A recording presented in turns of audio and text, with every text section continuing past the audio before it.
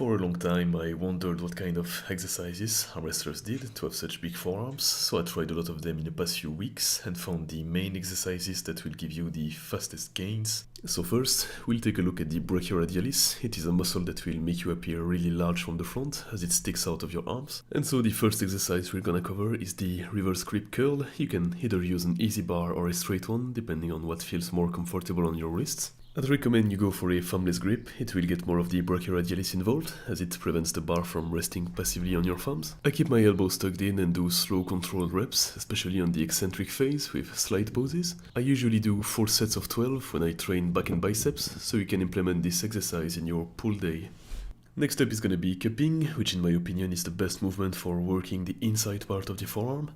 Now, what I'd recommend is to make the handle thicker. That will make the lift harder, which will lead to better gains. If like me you don't have fat grips, you can roll a towel or a sweatband around the dumbbell. That will work just as fine. Rolling the dumbbell down the tip of your fingers, then curling it back up, will work on finger strength at the same time, then adding more range of motion, so I'd recommend you go for that. And your hand muscles should also get huge pumps after you're done. I also go for a thumbless grip, as I feel less strain in my wrist this way, and feel it more in my forearm. Although if you actually want to train like an arm wrestler, I found that they more frequently cup with their thumbs, as it imitates better a match setup.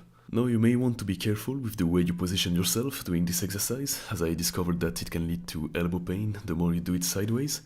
So just try not to do it too much on the inside of your leg, but rather on the front side. The same thing happened to me with the preacher curl machine, as I was doing single hand curls and ended up using too much side pressure, which led to elbow pain in everyday life, and that is not something you want. I do 4 to 6 sets to failure, which is around 14 reps with the weight I have at home, and try to control them until I can't anymore. Now, we'll talk about the flexor muscles. They will add thickness to the outside part of your forearms, even when looking at them from the front. You train those muscles by doing any kind of grip exercise, like using hand grippers, farmer's walks, or even by training your back.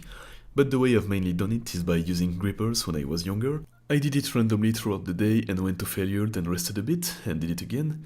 I used a 40 kilos resistance one back then, but it doesn't really matter as long as it's not too simple. So if you're gonna do farmer's walks, I'd recommend you carry the weight in your palms rather than with it resting on your fingers, as it won't work the targeted muscles as good. Define a distance and try to do as many back and forths as you can until you reach failure. This exercise will work your traps a lot, so I don't think it's the best if you want to target grip. I rarely did it as well compared to the other ones, like I just put them at the end of a few chest and triceps days. I think that any pulling motion is better than this, that's why I don't use straps during my back days, but there is also a problem for this one, as improving grip is not the point of a back session, and it can become a limiting factor. That happened to me a few times when I was tired and had a hard time holding the handles, so in my opinion, the best grip exercises are the ones where only your hands or wrists are required to move, like raise bucket training. If you want to know about it, I have already uploaded a video showing my full routine. I'll try to put a link to it somewhere, or you can simply use hand grippers and gradually go up in weight as you progress. Now, some of those exercises can put a lot of pressure on your wrists, like heavy cupping, and to avoid any injury or pain, I warm up with a power ball.